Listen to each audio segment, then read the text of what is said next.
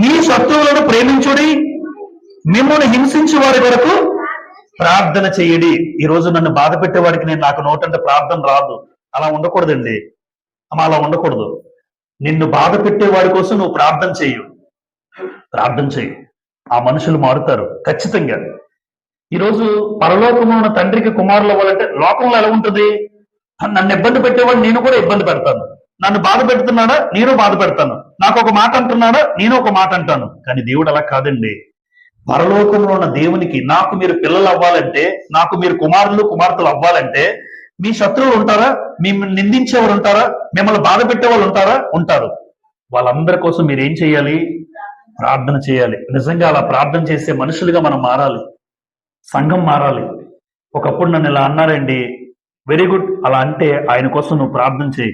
అమ్మ, ఇది నిజంగా జీవిత అనుభవంలో నేనైతే చేశాను. ఒక